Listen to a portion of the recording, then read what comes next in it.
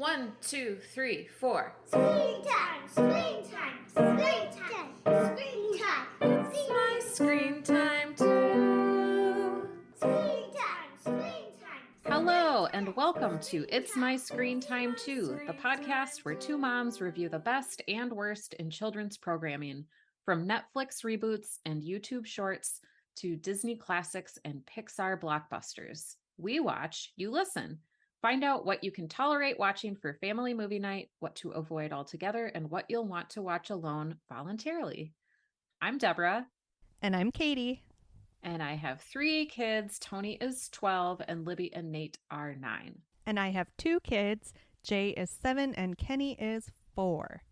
They are, all of them, pretty darn adorable. And we both like to tell a quick story at the top of the episode about how awesome or occasionally awful our kids are.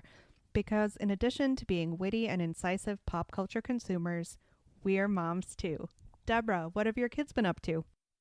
Okay, usually I go with an adorable story. Today, I'm not going to name names. Oh. But what I'm going to say is, if it's time to leave for school and your child looks at you with just terror in their eyes and says, I had homework, that's a terrible start to the day. Yeah, agreed. That's how my day started. Did you last minute try to do it, or did you just natural consequence it out? The natural consequences, we were leaving and I had asked the previous night, does anybody have homework? Like I always do. And I'm just like, Peanuts adult. Rah, rah, rah, rah, rah. They don't listen. They're just like, no, mom. How about you? Bring me up. Okay, I have a good one. You're going to like this. And it's super appropriate to our theme for today. We went to Universal Studios again a couple weekends ago. And we ate at this restaurant where they had performers coming around doing close-up magic at your table. Ooh. And at one point, the magician was there. So it was my kids and 2 other kids. And the magician was encouraging them to come up with their own magic word to say. So when it was their turn to tap the box or wave their hand or whatever, they could say their magic word. And he was prompting them because, little kids aren't going to come up with something immediately. He was like, Hocus Pocus or Alakazam or Abracadabra. And Jay just said one of those things, but it came to Kenny and you could tell he was really panicked about what to say. So he said, all in a rush, Hocus Pocus, I love you. And it was the sweetest thing. My favorite moment of the week, hands down. That is really cute. Like if somebody's on the phone with someone and says, I love you to your boss or something. That's so cute. Let's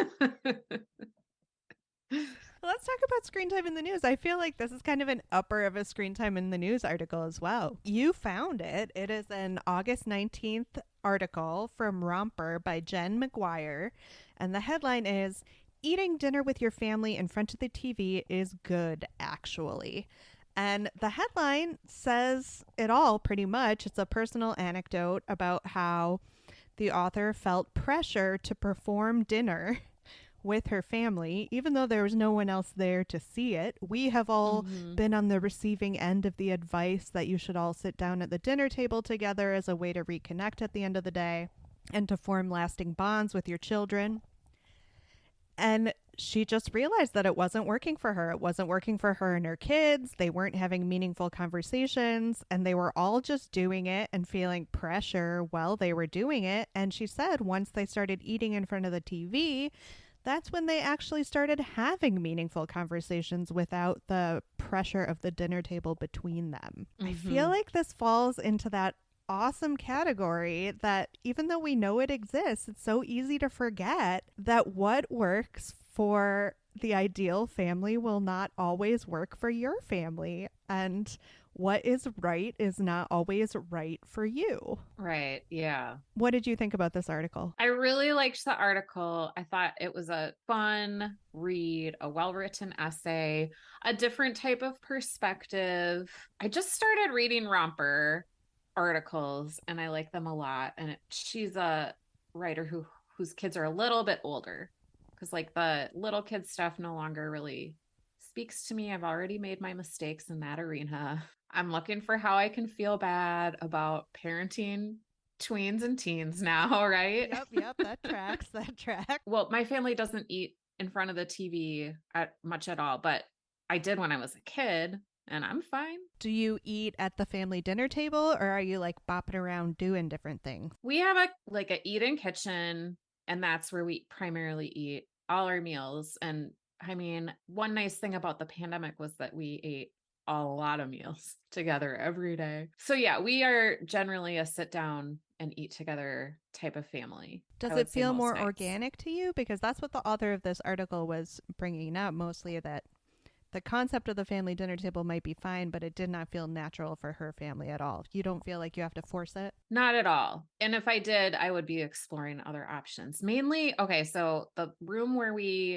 that was our like primary TV room before the pandemic has like a very nice antique wool rug in it. And so we never ate in there because I didn't want to mess up the rug.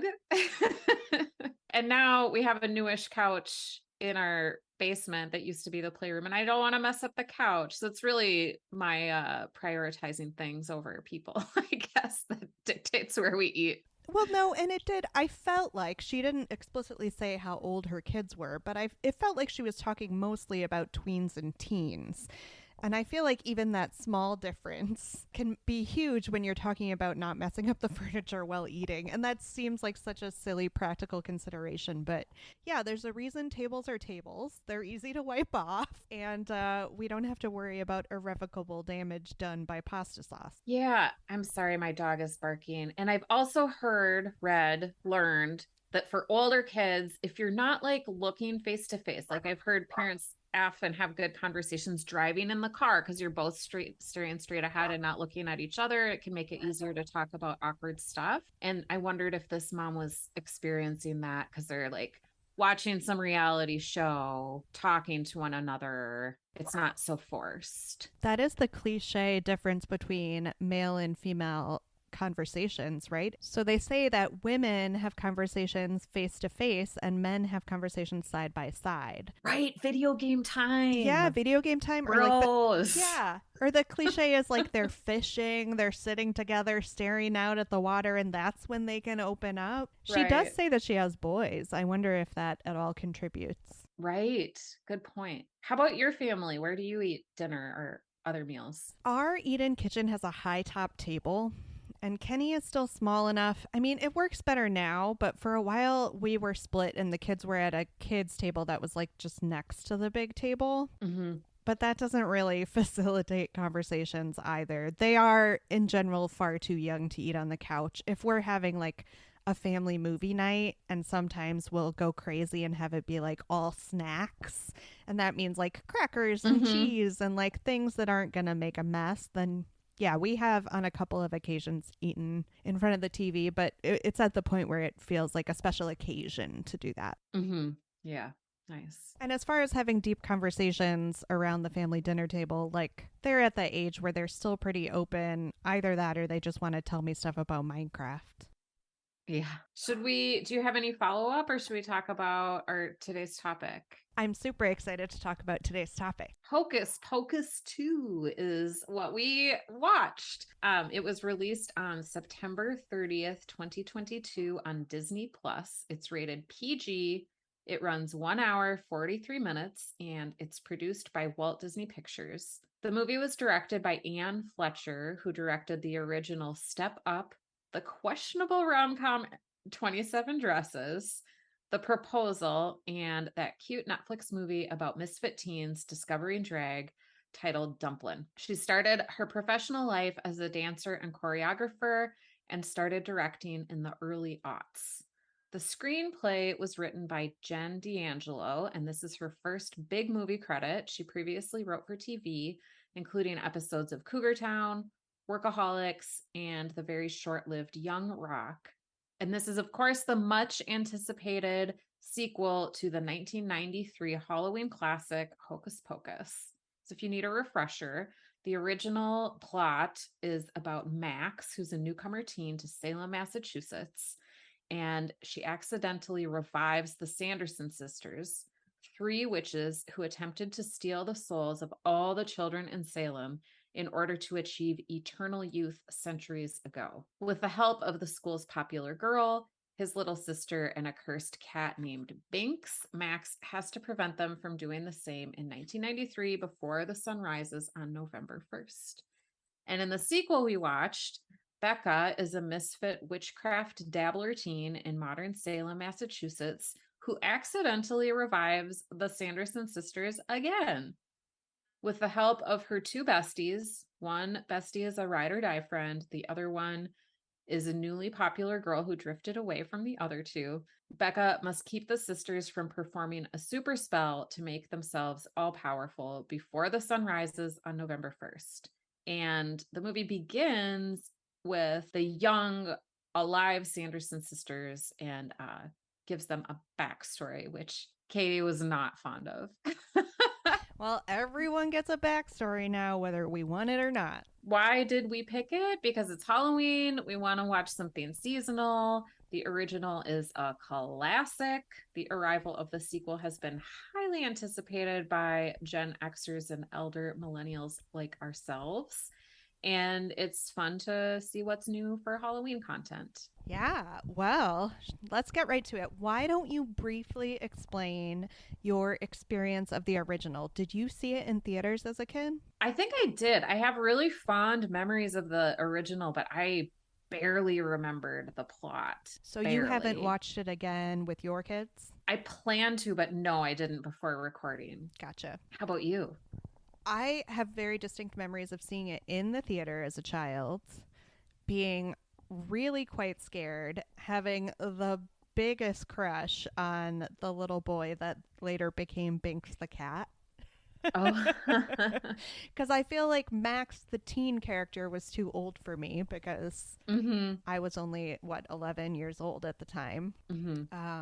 Yeah, so I have really fond memories of it. I haven't rewatched it with the kids all that many times because they've always just felt a little young.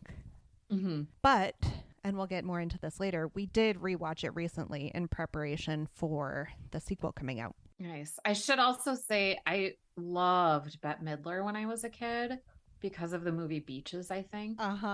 Just adored her. And so she was the main thing I remembered from the original. Were you looking forward to the sequel? I think I know the answer to this. Sure. Yeah. Isn't everybody looking forward to the sequel? Exactly. I mean, sometimes we can complain about being pandered to and the fact that everything gets a sequel or a reboot or a reimagining, everything from when we were young. And sometimes we can just sit back and enjoy the fact that it's happening. And I feel like that was my anticipation for this. Now, when reality hits the road, did you like it? I think I liked it a lot more than you liked it. Are you interpreting my facial expressions?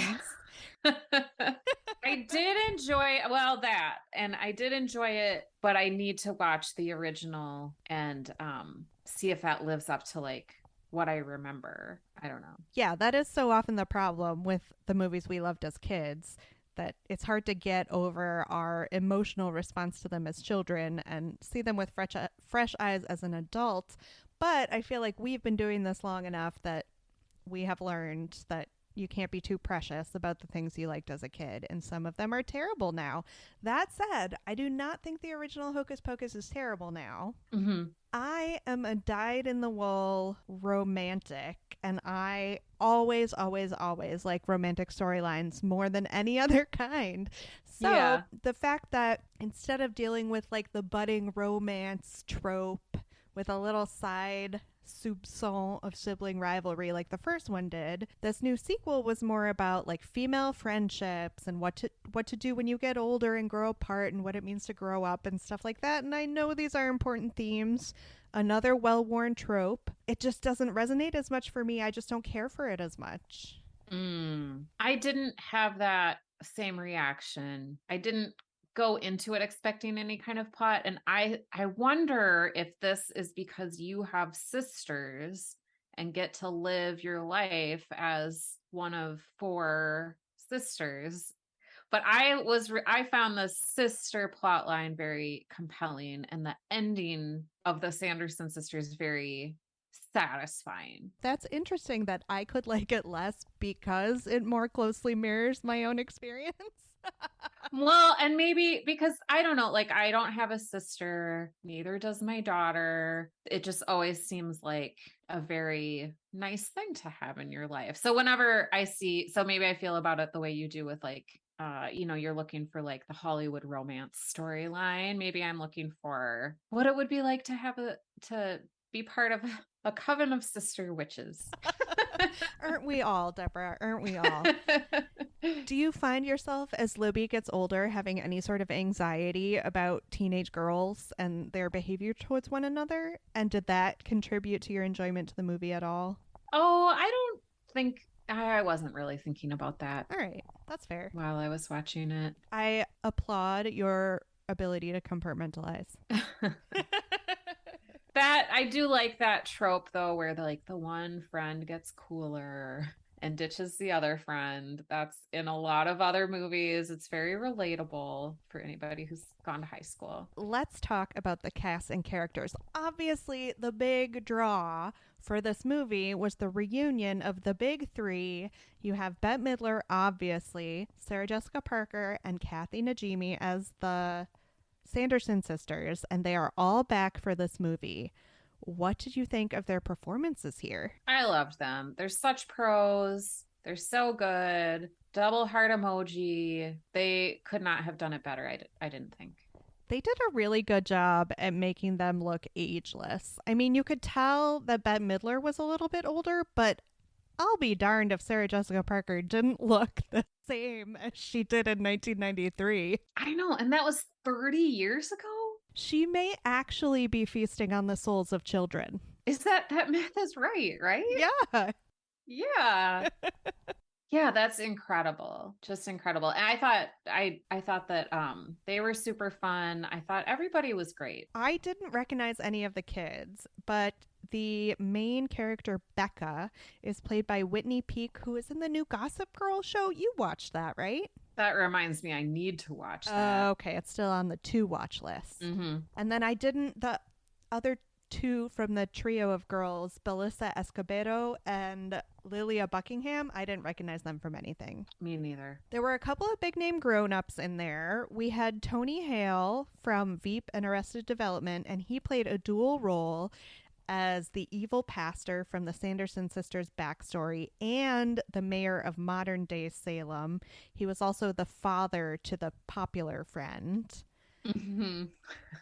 He was funny as always, and I'm sure we'll talk more about this, but I just felt like every little extra thing they added took away from what I really wanted to be seeing, which was Bette Midler, Sarah Jessica Parker, and Kathy Najimy being wacky witches. I didn't really care about Tony Hale getting his candied apple. I thought those scenes were fine, but yeah, me too. I could have watched just if the three Sanderson sisters could have been in every frame of the movie, I would have liked that way more. Yeah, for sure. And the whole he was playing a dual character, and they touched on that a little bit, but they were like, oh, the mayor just looks like his ancestor. They could have spun it in so many fun ways with like reincarnation and what it means to like carry forward the sins of your ancestors.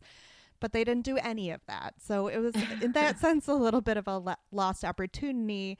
Not to take anything away from Tony Hale's performance. He was, again, very funny, as he always is. Another weird character, because this movie was not without its weird characters.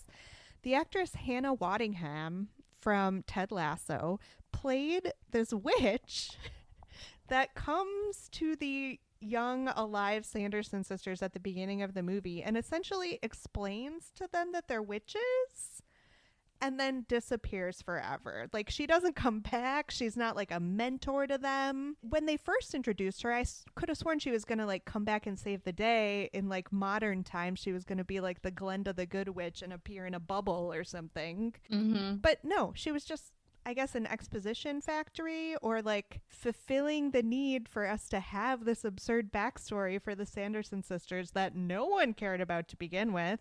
And then it was just so flimsy. Yeah, I wondered what like the original intention of that might have been, and like what got cut out of the script or what got cut from the production. Because I would have liked to see her interact with the Sanderson sisters. I mean, everybody loves a good training montage. What about a funny training montage? Oh, that would be good. Also, she could sing. There could be like a musical element. Mm-hmm. Mm-hmm. Again, another real missed opportunity. The one kind of big name adult actor that they did use, I think, as he was intended to be used, was Gilbert, who was played by Sam Richardson, who's been in a ton of things. The ones that just jumped out to me were Detroiters, also Ted Lasso, and also Veep. Mm-hmm. So he was the instigator of all the magical mischief. He owned the magic shop that took over the Sanderson sisters' house, and he kind of instigated the return of the Sanderson sisters in modern day. What did you think of Gilbert? I liked him a lot. I thought his exploits with the like skeleton ghost were very funny. Had a nice rapport with the young girls who were patrons of his shop. I thought he was great. Here's my question, and this is treading into writing territory, but they use Gilbert as a way to get the witches back. In the original movie, the way that the witches come back is Max is trying to impress this popular girl. So it's accidentally his fault that they return. Do you think it would have been more effective to have one of the trio of main girls be the one that was involved in bringing them back? Why did we involve this outside adult character when we had so many other characters going on? Yeah, because he tricked them into bringing the witches back, right? I was kind of bothered by that scene in the store when he's talking about how to bring them back, and they're like, somebody asked like what a virgin is, and he just like glosses over it like it's a really touchy subject. And like in my parenting, I try to be like really matter of fact with terms like that and just like say what it is, not act like it's a big deal or something we have to shy away from or be secret about. You know what I mean? Because I want to keep the channels open for communication. So I didn't care for that. And like after that scene, Libby was like, what's a virgin? And I was like, somebody who hasn't had sex yet. And my kids were like, oh, no big deal. Would you have felt differently if he had said what I expected him to say in that moment, which was, that's a question for your mom and dad, kids? That would have been better. Yeah. I can kind of see how Disney didn't want to open that firestorm as like accidentally being the company that teaches your kids what a virgin is. True. That would have been a much better way. You should write them and tell them going forward. Any other characters? I neglected to write down the return of the zombie, Billy, who I don't even know if it was the same actor from the original, but that was a really funny callback. If anything, we got more of Billy, I thought, than we did of the Sanderson sisters, which was kind of sad, but... Right. What did you think about the look of the movie? The original was made in 1993, so the effects were of the time.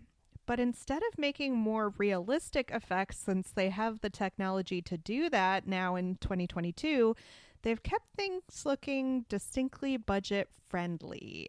Do you think this was because they knew they didn't need to spend extra on effects to attract nostalgic parents? Or because they knew they were releasing on a streaming platform instead of on the big screen? Or did you just not notice it at all and I'm overthinking things? I guess to my mind, I did not notice that it was budget friendly. I thought it looked like there was cohesiveness between the original and this one, and maybe that's what they were going for. Oh, that's a good way to put it. I didn't think that the effects were bad. Again, I'm thinking of the end scene when they're kind of like disappearing into the ether. That seemed like good CGI to me. You're right. No, that wasn't bad. Are you thinking of like the first scene with... I'm thinking of like the zaps when they like have magic coming out of their fingers. Oh, yeah, that did have kind of a 90s look to it, for sure. Especially since now we're used to just seeing like people make gestures with their hands and then we see the effects.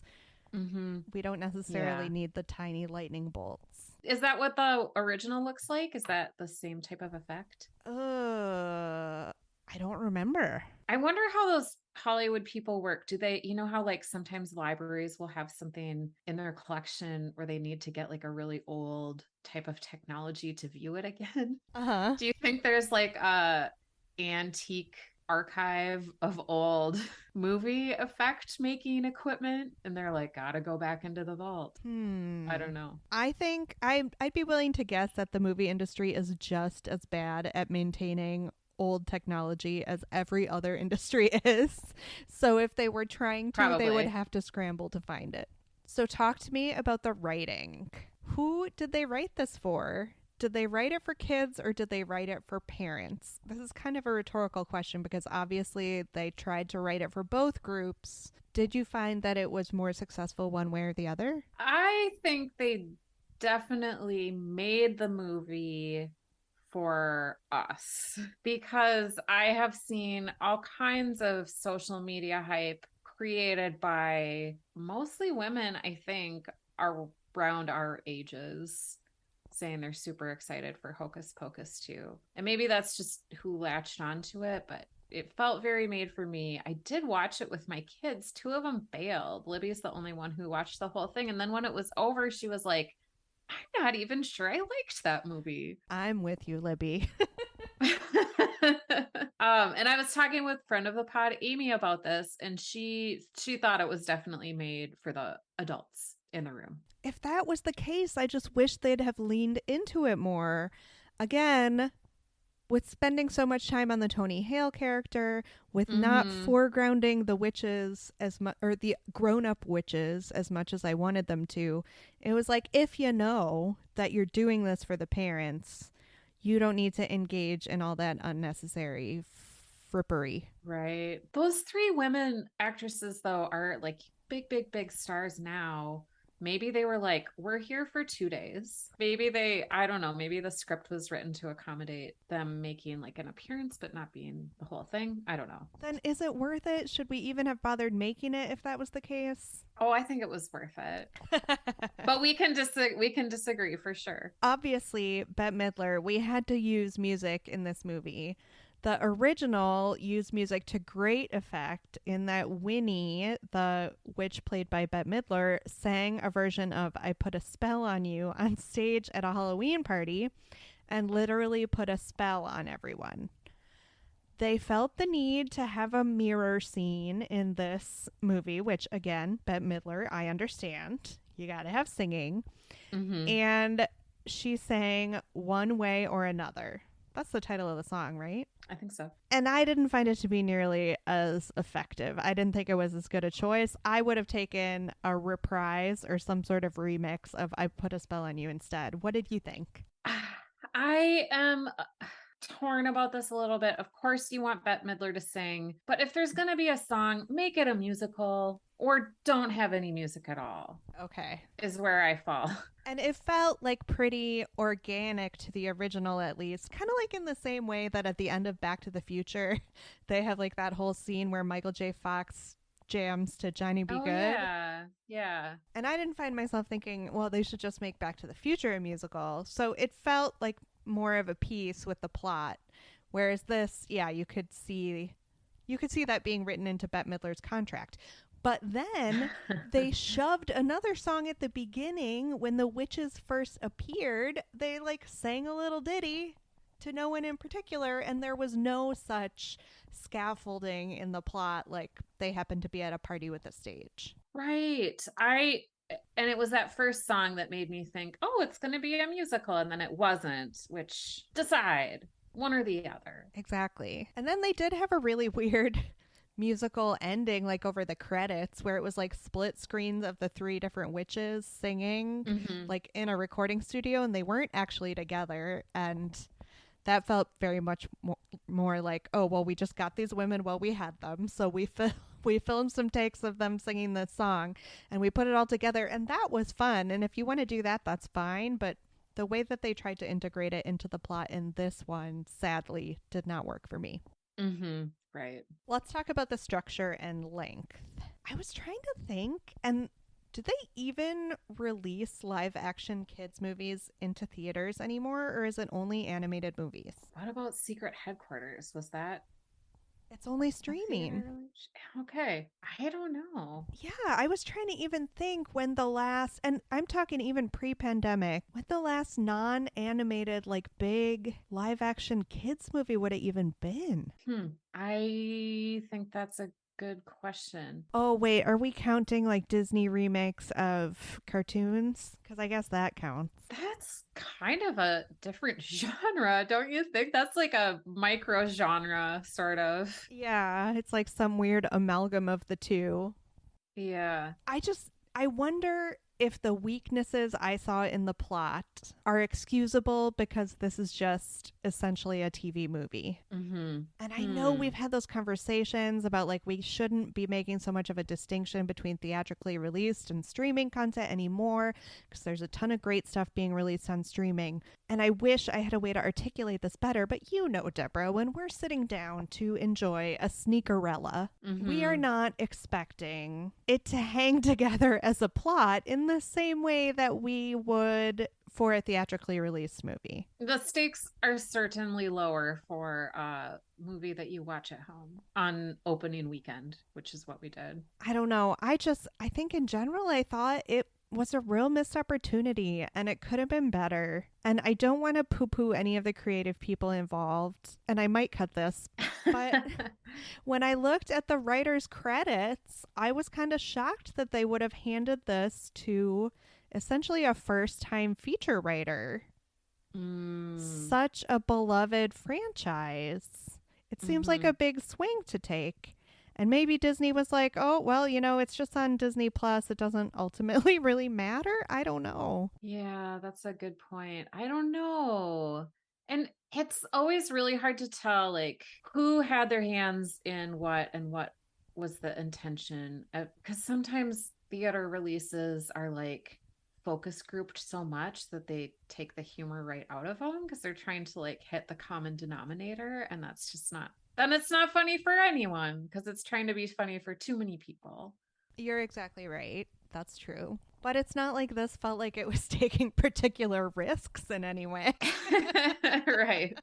I just think it could have been more. It could have been more satisfying. They should have leaned into the trio. They should have leaned into the fact that it really is for nostalgic Gen Xers and elder millennials. And they really could have had something special on their hands. You ready to move on to Evergreen? Let's talk about those. What adult movie or show does this compare to? Thinking about sequels we were deeply disappointed by. I was kind of thinking about Legally Blonde 2, which I found to be wildly disappointing. It's so easy. Sequels are so rarely live up to the original. Yeah, I thought about The Hangover. Oh, yeah, they did go back to that well too many times. Too many times. And that is a movie where like the original was so funny with the ensemble buddy bro cast. Ooh, speaking of bros, this is a good one too. Did you see the kind of sequel to Knocked Up, This Is 40? Oh, yes, I did. So many good people involved and it was so bad. That was disappointing. Yeah, very disappointing. I wanted to like it. Were you able to cast the gritty HBO reboot? I barely needed to do anything here because we know that Bette Midler can be raunchy and bawdy and funny as heck, right? We saw a little of that in Beaches, your fave. So I want this trio of Sanderson sisters to just be like cursing and like dirty as all get out, but I want them to be playing foil to some seriously self-serious teenagers like the cast of Euphoria. So this is Very a mashup serious. I would like to see because I can see Bette Midler coming in there with like her broad body humor and just like getting the stink eye from these teenagers that not only are they not scared, but they are so deeply unimpressed. That's a good one. I like that. How about you? Well, I was thinking, I mean, Bette Midler, Sarah Jessica Parker, Kathy Najimy, they're not going to be around forever. So who's going to be the Sanderson sisters in 30 years, maybe? So I went with Beanie Feldstein, Amrit Kaur. She's from Sex Lives of College Girls. Which one is she? She's like the Indian American. The funny one. Yes, super funny. And then Devery Jacobs, who plays Alora on Reservation Dogs. Have you watched that? I have still not watched it, and it is definitely on my must-watch list. Is it as good as everyone says?